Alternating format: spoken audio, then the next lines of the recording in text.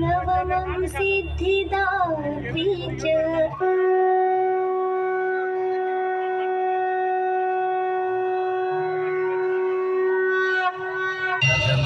शैलपुत्री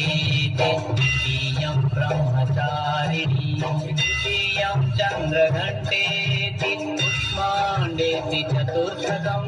पञ्चमं स्कन्दमातेति षष्ठं कात्यायनी तथा सप्तमं कालरात्रीति महागौरीति च अष्टमं